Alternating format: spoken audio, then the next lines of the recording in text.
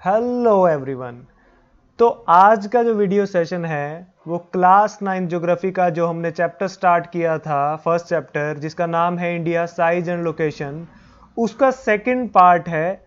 First part जो हमने last video session में कवर किया था, अगर अभी तक आपने वो फर्स्ट पार्ट नहीं देखा है तो पहले उसे देख लीजिए, उसे अच्छे से रिवाइज कर लीजिए, उसके नोट्स बना लीजिए, देन आप इस पार्ट पे आ सकते हैं।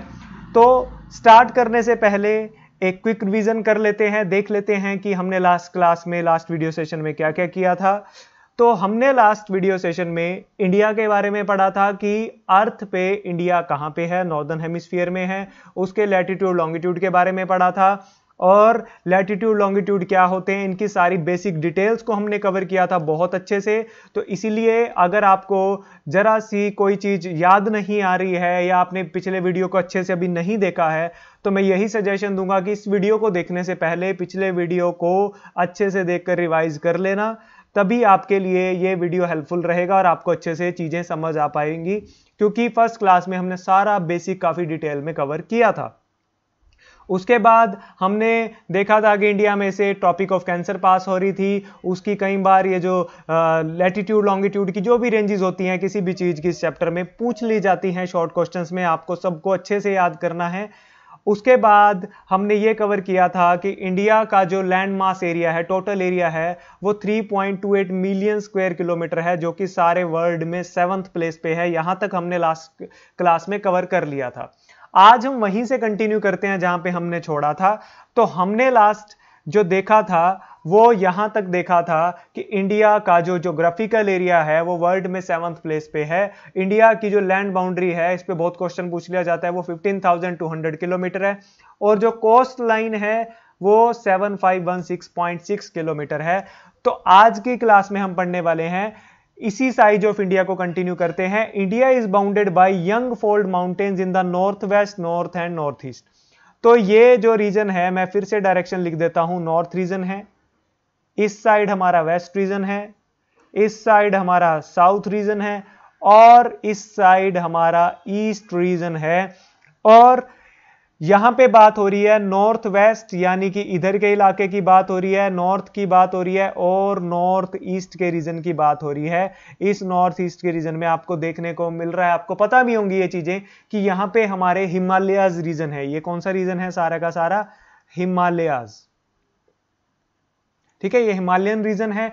हिमालयन रीजन में ये कहां पाया जाता है? नॉर्थ वेस्ट, नॉर्थ और नॉर्थ ईस्ट में। यहां पे जितनी भी माउंटेन्स हैं उनको यंग फोल्ड माउंटेन बोला जाता है। हालांकि हम जब माउंटेन्स वाले चैप्टर पे आएंगे तो हम इन चीजों को डिटेल में पढ़ने वाले हैं, बट यहां पे फिर भी क्योंकि वर्ड आ चुका है यंग फोल्ड माउंटेन, तो हम इसका एक छोटा सा मीनिंग समझ लेते हैं। आप नीचे की फिगर में देख पा रहे होंगे कि अर्थ के क्रस्ट में, अर्थ में, भूमि में नीचे हमारे पास क्या है? काफी तरह की प्लेट्स हैं। उन प्लेट्स में जब मूवमेंट होती है तो उसी के कारण से भी हमने कई बार देखा है कि भूकंप आ जाता है। ठीक है, उन्हीं प्लेट्स, जब वो प्लेट्स एक दूसरे की तरफ मूव करती हैं, ये प्लेट्स जब एक दूसरे की तरफ मूव करती हैं, तो एक दूसरे की तरफ मूव करने से इनमें आपस में कंप्रेशन पैदा हो जाता है, एक दूसरे से टकराना शुरू कर देती हैं, और इस कंप्रेशन के कारण बीच में जो रॉक से सॉइल में कन्वर्ट हो जाते हैं टूट टूट के, वो सॉइल ऐसे इकट्ठी होती जाती है, और कुछ टाइम बाद ये बड़े होते होते क्या बन जाते हैं? पहाड़ बन जाते हैं, पहाड़ की फॉर्म ले लेती है।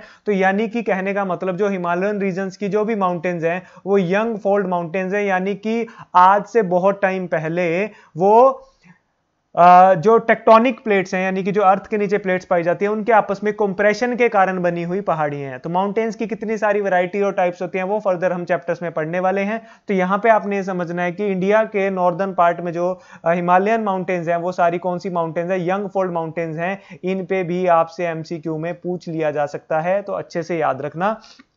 नेक्स्ट है south of about 22 degree north latitude it begins to taper and extend toward the Indian Ocean। अब आपको पता है साउथ में नीचे हमारा क्या है? इंडियन ओशियन है।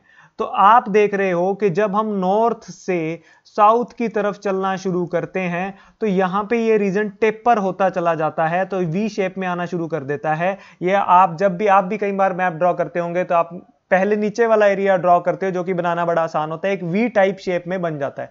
तो जब हम नॉर्थ से साउथ की तरफ मूव कर रहे हैं तो हमें देखने को मिल रहा है कि सारा एरिया क्या हो जा रहा है, टेपर हो ही जा रहा है। और कहां पे जाके मिल रहा है, कहां पे जाके गिर रहा है, इंडियन ओशियन के बीच में जा रहा है। जो नॉर्थ वेस्ट वाला एरिया है वो साउथ वेस्ट वाला एरिया है वो हमने लास्ट क्लास में भी पढ़ा था, उधर हमें अरेबियन सी देखने को मिलता है।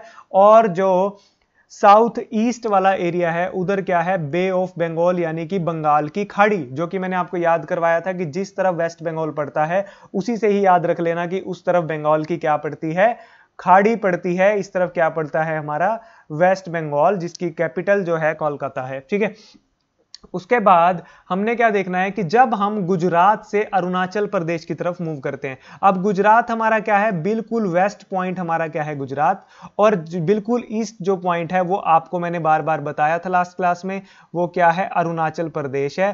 तो हमने क्या देखा कि जब हम गुजरात से अरुणाचल प्रदेश की तरफ मूव कर रहे हैं तो हमें देखने को मिल रहा है कि 2 घंटे का डिफरेंस आ रहा है।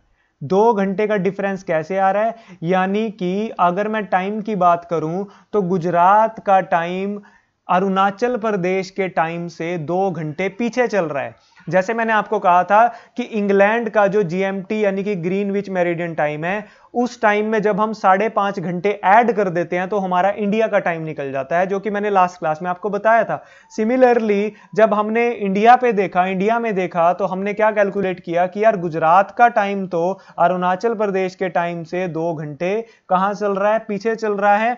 ठीक है, इसको अब इससे हुआ क्या क्या, इसका नुकसान क्या क्या है। अगर ऐसे 2 घंटे का डिफरेंस रहेगा तो फिर तो हमारा जो रेलवे वगैरह का सिस्टम है, जो भी रेलवे ट्रांसपोर्ट का सिस्टम है, या जो हमारा एयरवे ट्रांसपोर्ट है, ठीक है, हवाई जहाज वगैरह है, जो भी हमारी सर्विसेज चल रही हैं, ठीक है, उस सब पे बहुत ज्यादा इंपैक्ट पड़ जाएगा। क्योंकि हम जैसे जैसे गुजरात से अरुणाचल प्रदेश की तरफ जाते रहेंगे तो हमें क्या देखने को मिलेगा, टाइम ही बदली जा रहा है। तो टाइम ही बदली जा रहा है, हर स्टेट का अगर अलग अलग टाइम हो, तो अगर कोई ट्रेन गुजरात से अरुणाचल प्रदेश चल के जा रही है तो क्या टाइम आप उस ट्रेन का फिक्स करोगे, क्योंकि टाइम तो हर स्टेट में बदल रहा है। तो यहां पे अगर अभी 12 बज रहे हैं तो उससे आप जब उधर की तरफ मूव कर रहे हो तो वहां पे कितने बज रहे होंगे, तो टाइम का डिफरेंस बहुत ज्यादा क्रिएट हो रहा है। इस तरह तो क्या होगा, जो हमारा सारा सिस्टम बिगड़ जाएगा। तो इस सिस्टम का सोल्यूशन निकालने के लिए हमने क्या निकाला, स्टैंडर्ड मेरिडियन टाइम निकाला। जैसे वर्ल्ड में हमने देखा था, जब हम वर्ल्ड मैप पे देख रहे थे तो हमने इंग्लैंड में एक प्लेस है, कौन सी प्लेस है, ग्रीनविच। तो इंग्लैंड की उस प्लेस को हमने क्या मान लिया था, स्टैंडर्ड मेरिडियन मान लिया था, यानी कि जिसके बेस पे हमने टाइम जो क्लॉक है उसको सेट किया सारे वर्ल्ड का। लेकिन जब हम इंडिया की बात करते हैं, जब इंडिया, क्योंकि इंडिया का एरिया बहुत बड़ा है, इंडिया में भी हमें जब ये डिफरेंसेस देखने को मिले तो हमने क्या किया, स्टैंडर्ड मेरिडियन ऑफ इंडिया को एक लाइन को ड्रॉ कर लिया। वो आपको कहां पे देखने को मिल रही है, आप यहां पे देख सकते हो, यहां पे क्या लिखा हुआ है, 82 डिग्री 30 मिनट्स, और ये एक लाइन जा रही है, ये एक लाइन जा रही है वर्टिकल, आपको देखने को मिल रही होगी। ये लाइन जहां से पास हो रही है, दिस लाइन पासिस थ्रू, या मैं साइड में लिख देता हूं, this line passes through UP, passes through Uttar Pradesh यानी कि यूपी। ये लाइन यूपी में से पास हो रही है, जो कि मैंने लिखा भी हुआ है।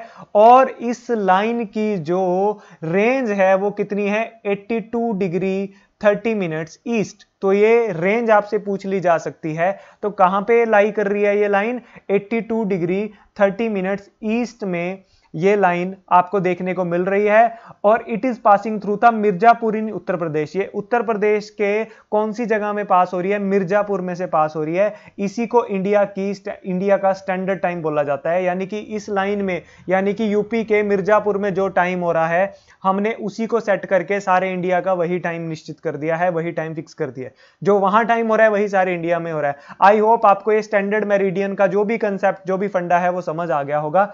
The latitudinal extent influences the duration of day and night as once move from south to north. अब मैं ये चीज जो लास्ट लाइन का मतलब है ये समझाने के लिए थोड़ा सा आगे बढ़ता हूं, क्योंकि वहां पे हमने क्या है कि सारे स्पेस पे लिख दिया है, तो और ज्यादा लिखूंगा तो बिल्कुल आपको समझ नहीं आएंगी चीजें। तो लास्ट लाइन का मतलब समझाने के लिए मैं थोड़ा अगली स्लाइड पे आपको समझाता हूं। देखिए, मैंने आपको क्या कहा था कि जब मैं अर्थ की बात कर रहा था, पूरे अर्थ की बात कर रहा था, मैंने आपको कहा था कि बीच में से एक लाइन पास होती है जिसको हम क्या कहते हैं, इक्वेटर। उस इक्वेटर के ऊपर एक और लाइन पास होती है जिसको क्या बोलते हैं, ट्रॉपिक ऑफ कैंसर। और ट्रॉपिक ऑफ कैंसर हमारे इंडिया में से पास होती है, तो यानी कि जो इंडिया है वो इक्वेटर के ऊपर लाई करता है। मैंने आपको बताया था कि इक्वेटर के ऊपर जो इक्वल डे एंड नाइट होते हैं, यानी कि जो नाइट और डे की जो ड्यूरेशन होती है वो क्या होती है, इक्वल। जितने घंटे का दिन उतने घंटे की रात।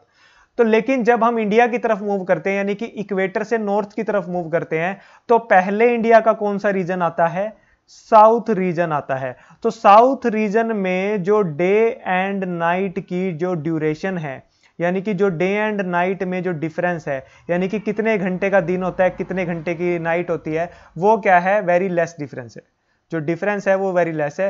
तो जैसे जैसे आप साउथ से नॉर्थ की तरफ मूव करते हो, तो जब बिल्कुल नॉर्थ में आ जाओगे तो यहां पे जो डे एंड नाइट ड्यूरेशन का डिफरेंस है वो बहुत ज्यादा है। इसके ऊपर भी आपके पास क्वेश्चन बनेगा कि इंडिया में नॉर्थ में डे एंड नाइट का जो ड्यूरेशन है, जो डिफरेंस है वो ज्यादा है, लेकिन साउथ में कम है। इसका कारण बताओ। तो इसका कारण आप ध्यान से सुनेंगे। आप क्या कहोगे कि जब हम इक्वेटर से इंडिया की तरफ मूव करते हैं तो पहले साउथ रीजन आता है, क्योंकि साउथ रीजन इक्वेटर के पास पड़ता है। इक्वेटर में डे एंड नाइट जो है वो बराबर होती है, इसलिए साउथ रीजन में डे एंड नाइट में डिफरेंस बहुत कम होता है।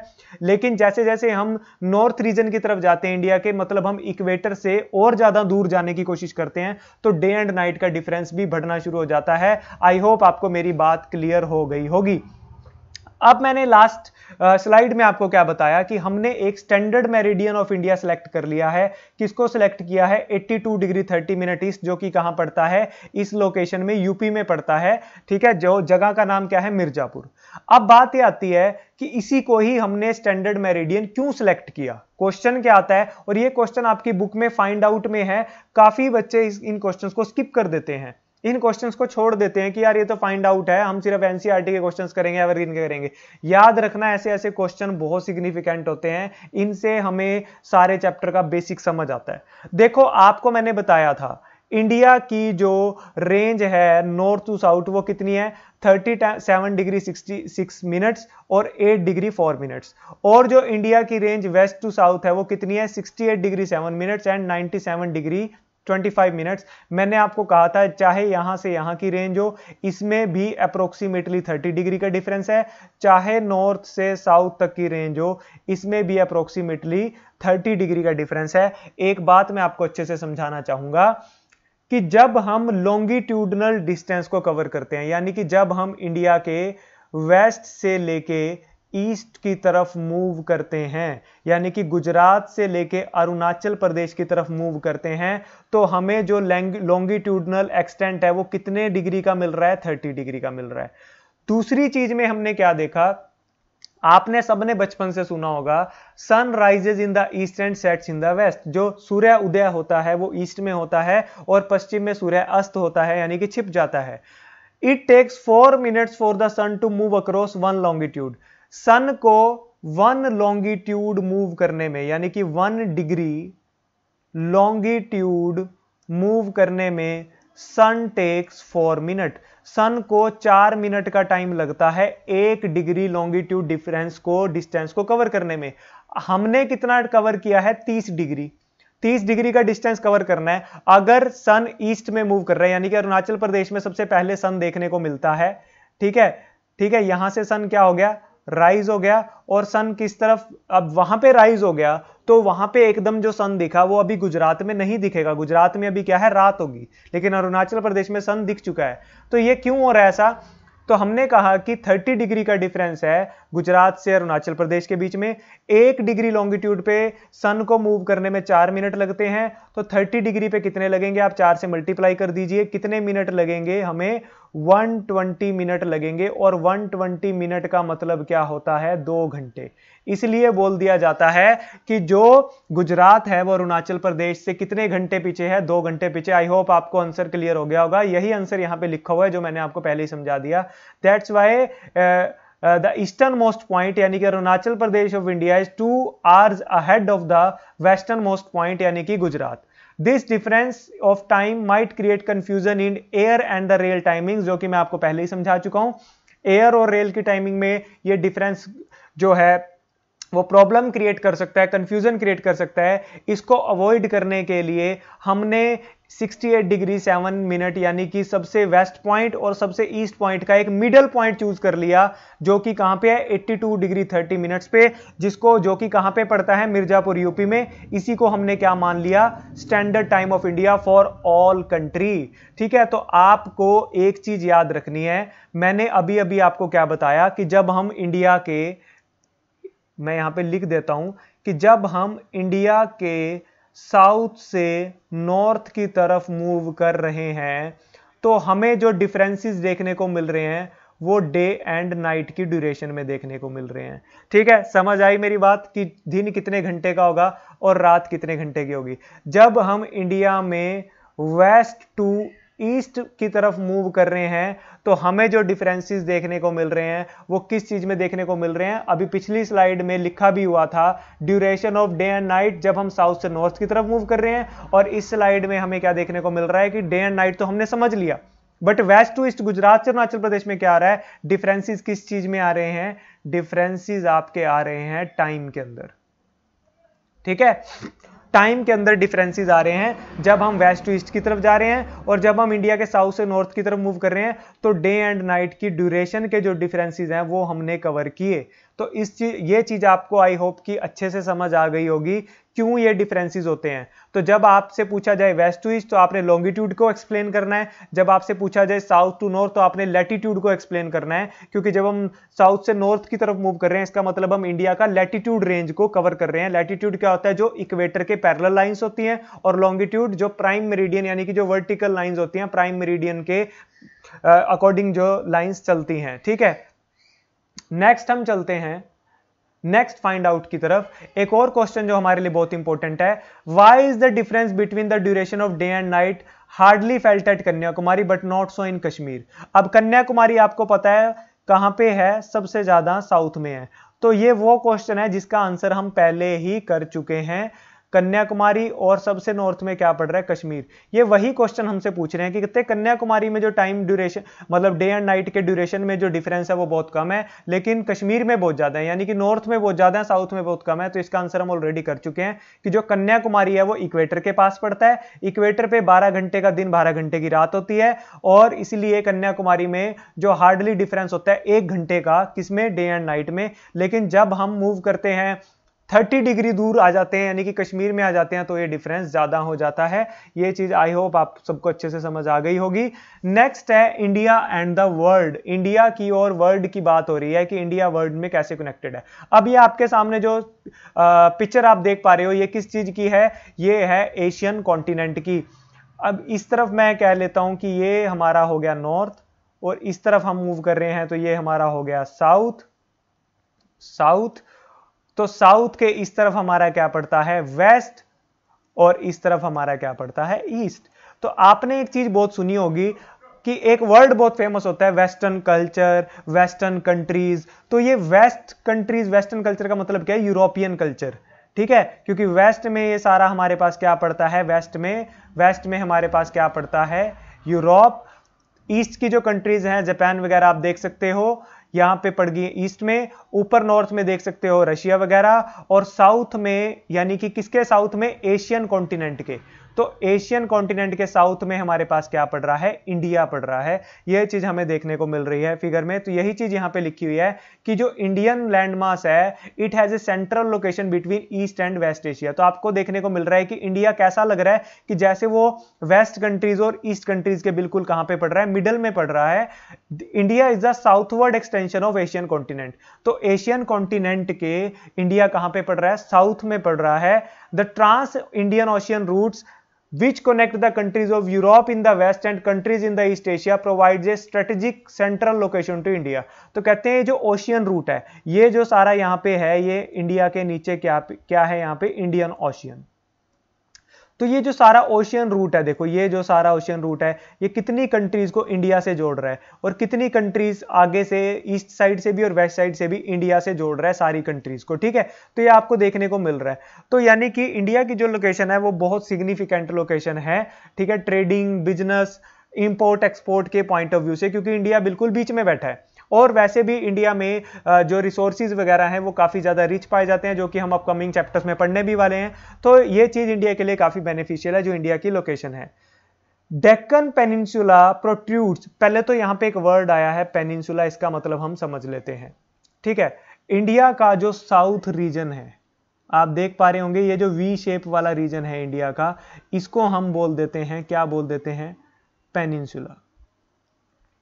पेनिनसुला को हिंदी में डेक्कन पेनिनसुला है जैसे, तो पेनिनसुला को हिंदी में हम पठार भी बोल देते हैं, जो कि आपने काफी बार सुना होगा।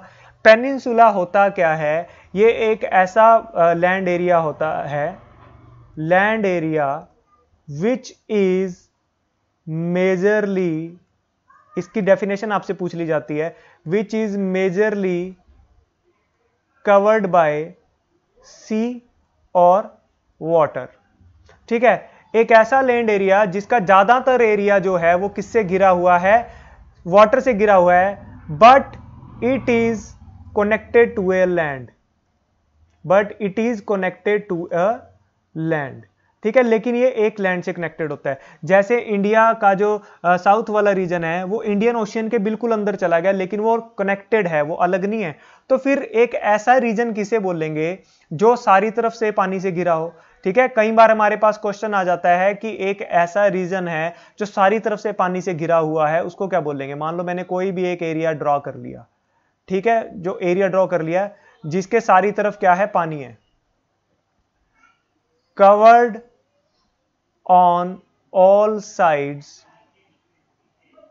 बाय वाटर, जिसकी चारों तरफ समुद्र या पानी है, ऐसे एरिया को हम बोल देते हैं आइलैंड। ठीक है, तो अगर आपको आइलैंड और इसमें पेनिनसुला में डिफरेंस समझना है तो क्या है, आइलैंड चारों तरफ से पानी से घिरा होता है, लेकिन जो पेनिनसुला है वो ज्यादातर तरफ से पानी से घिरा होता है, बट वो किसी ना किसी लैंड से कनेक्टेड होता है। इसलिए इंडिया के साउथ रीजन को पेनिनसुला बोल दिया जाता है, डेक्कन पेनिनसुला बोल दिया जाता है, यानी कि इसको हिंदी में क्या बोल दिया जाता है, दक्कन का पठार। आई होप कि अब आपको इसका मतलब अच्छे से समझ आ गया होगा। ठीक है, तो दक्कन का पठार जो है कुछ कुछ ऐसा दिखता है कि जैसे वो इंडियन ओशियन के अंदर ना उभरा हुआ है। जैसे ये देखो वी शेप बना के, जैसे ऐसा लग रहा है कि ये इंडियन ओशियन है और ये वी शेप बना के उसके अंदर घुसा हुआ है इंडिया। ठीक है, ऐसा लग रहा है हमें। प्रोट्रूड का मतलब होता है उभरा हुआ या बाहर निकला हुआ। thus helping India to establish close contact with the West Asia, Africa and Europe. यही जो पार्ट है वो इंडिया की क्या हेल्प कर रहा है कि इंडिया का जो बाकी कंट्रीज हैं, जो वेस्टर्न एशिया की कंट्रीज हैं, अफ्रीकन कंट्रीज हैं, यूरोप है, या फिर इंडिया का जो वेस्टर्न कोस्ट, साउथ ईस्ट, जो भी ईस्ट की वेस्ट की जितनी कंट्रीज हैं, सबका कनेक्शन हो रहा है इंडिया के साथ। इंडिया के अब ईस्ट कोस्ट और वेस्टर्न कोस्ट किसे बोलते हैं, ये मैं आपको फिर से पिछले डायग्राम की ओर लेके चलता हूं, क्योंकि वहां पे इंडिया की जो फोटो है वो बहुत छोटी है। तो यहां हम समझते हैं, देखो इस तरफ का जो कोस्ट है इसको हम बोल देते हैं वेस्टर्न कोस्ट। ठीक है, और इस तरफ का जो कोस्ट है इसको हम बोल देते हैं ईस्टर्न कोस्ट। ठीक है, वेस्टर्न कोस्ट का मतलब होता है पश्चिमी घाट, और इस तरफ इसको क्या बोल देते हैं, पूर्वी घाट। कहां से कहां तक, वेस्ट बंगाल से लेके तमिलनाडु तक। कहां तक, वेस्ट बंगाल से लेके तमिलनाडु तक। जो जो मैं बातें बोल रहा हूं वो सारी आपने अपने नोट्स में जरूर लिखनी है, आपकी बहुत हेल्प करेंगे, इनके ऊपर क्वेश्चन बनता है।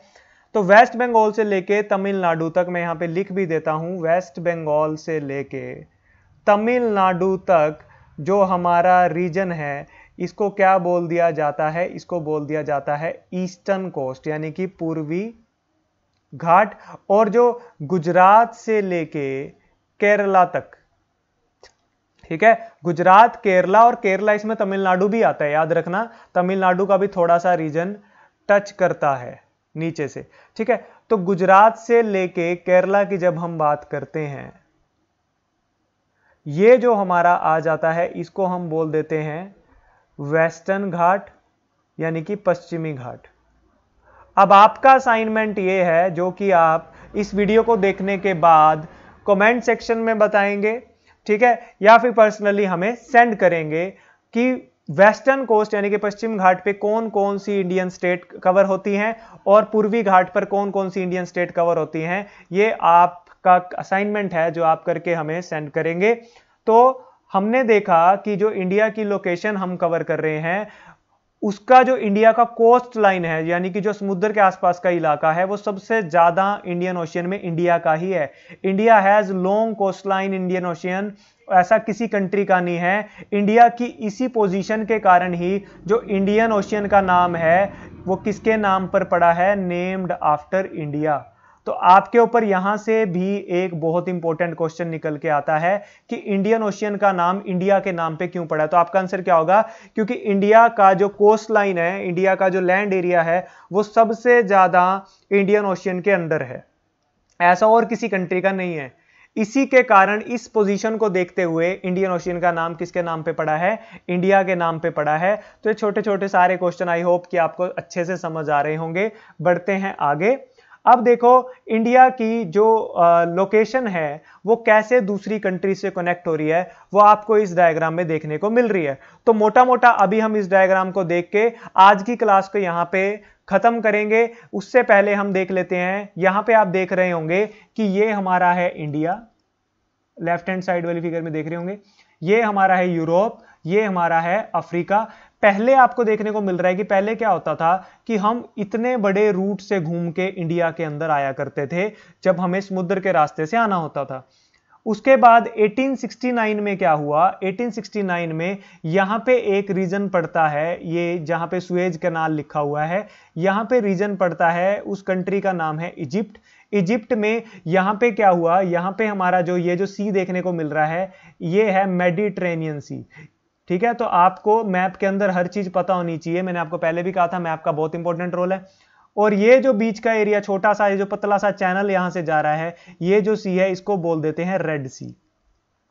अब यूरोपियन कंट्रीज ने देखा कि यार हमें इतना घूम के इंडिया में जाना पड़ रहा है, इससे हमारा टाइम भी वेस्ट होता है और हमारा खर्चा भी ज्यादा आता है और हमारा बिजनेस भी बहुत स्लो चल रहा है। तो उन्होंने क्या सोचा कि यार एक बीच का रास्ता निकाल देते हैं। तो उन्होंने इस मेडिटेरेनियन, देखो यहां से ये ओशियन से कनेक्ट हो रहा है, इस यहां पे मेडिटेरेनियन सी है, यहां से इजिप्ट में एक आर्टिफिशियल रास्ता निकाल दिया, उसको बोला गया सुएज कैनाल, जिसको रेड सी से कनेक्ट कर दिया। अब वो इस वाले रीजन से इंडिया में आने लग गए। इसके कारण टोटल अप्रोक्सीमेटली 7000 किलोमीटर का फर्क पड़ा, यानी कि एक बहुत अच्छा शॉर्टकट रास्ता निकाल दिया। ये जो आर्टिफिशियल सुएज कैनाल है, इसके बारे में भी आपको कुछ फैक्ट्स याद रखने हैं। ये 1869 में स्टार्ट हुई थी, ये 193 किलोमीटर की है, ये इजिप्ट कंट्री में है और ये कौन कौन से दो सी को कनेक्ट करती है? मेडिटेरेनियन सी और रेड सी को। तो हमने आज की क्लास को क्या क्या पढ़ा? हमने इंडिया की लोकेशन, साइज एंड लोकेशन को और अच्छे से पढ़ा। इंडिया की लोकेशन को हमने एशियन कॉन्टिनेंट के अंदर देखा, कैसे वो बाकी कंट्री से कनेक्ट हो रही है। तो अगली क्लास को यहीं से स्टार्ट करेंगे। यहां तक का आपको अच्छे से रिवाइज करना है, नोट्स बनाने हैं, ठीक है, और उनको अच्छे से रिवाइज करना है। फिर हम नेक्स्ट क्लास में इस चैप्टर का दी एंड करेंगे और जो भी इंपॉर्टेंट क्वेश्चन इस चैप्टर के रहेंगे मैं आपको नेक्स्ट क्लास में बता दूंगा उनको कैसे कवर करना है। तो यहां तक ही रखते हैं आज की क्लास। मिलते हैं आपसे नेक्स्ट वीडियो सेशन में। Thank you so much for watching.